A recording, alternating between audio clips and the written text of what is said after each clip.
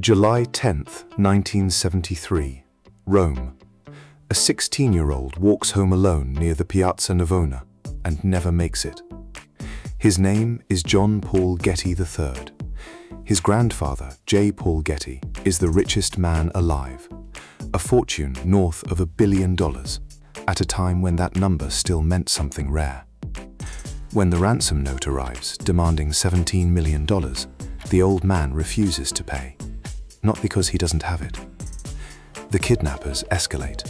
They mail a newspaper his grandson's severed ear. Only then does Getty negotiate, and only for a fraction of the original demand. This isn't a story about cruelty. It's a story about a rule. The more visible your wealth becomes, the more targets it creates. And the family that understood this best didn't just protect their money after that. They protected the information about it, starting with the simplest, most ordinary question a stranger can ask at a dinner party. What do you do?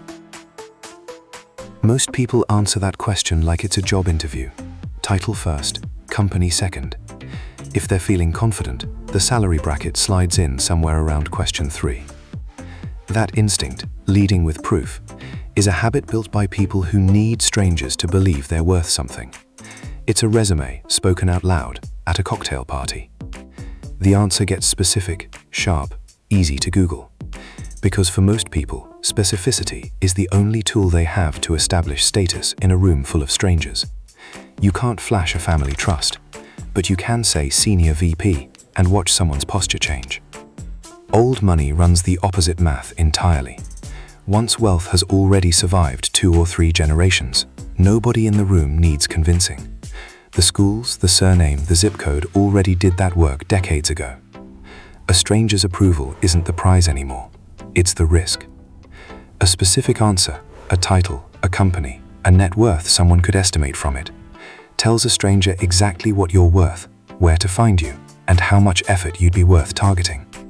Family office security consultants, the people literally paid to think like kidnappers and litigators, describe the same principle over and over. Precision invites scrutiny. Vagueness isn't evasive, it's engineered. It gives a stranger no thread to pull, no number to anchor a lawsuit to, no headline to write. Take the Gettys again. After the ransom was paid, J. Paul Getty didn't just tighten security.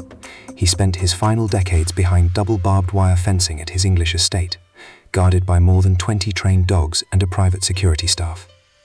The deeper shift wasn't the fences. It was the family's posture afterward. Fiercely private, allergic to headlines, unwilling to hand the public a single new detail to work with. The kidnapping didn't just cost money. It taught the family that information itself was the vulnerability. Compare that to a completely different kind of evidence, a writer, not a fortune.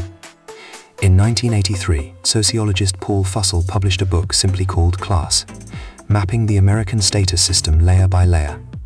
He later described what happened when he told people casually that he was writing about social class. They didn't ask follow-up questions. They stiffened.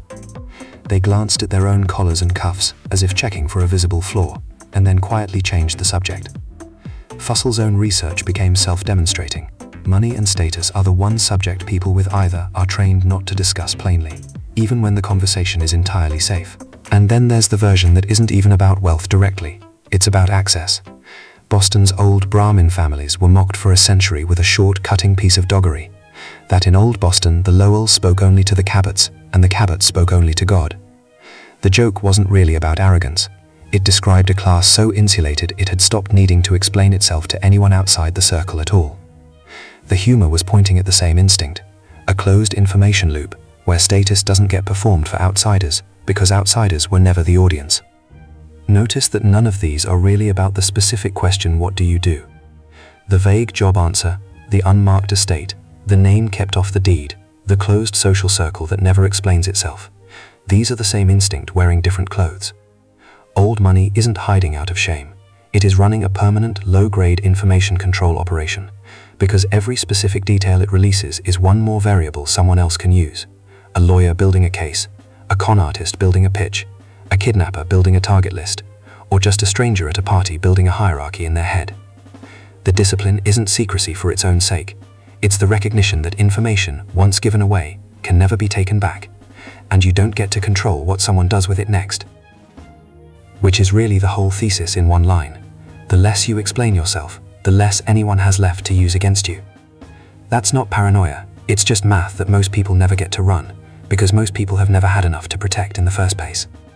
Old money isn't being coy when it gives you nothing at the dinner party. It's just already finished the calculation you haven't started yet. Next time someone asks what you do, would you actually answer or deflect? Drop a like if you dodge it. Comment if you tell them straight.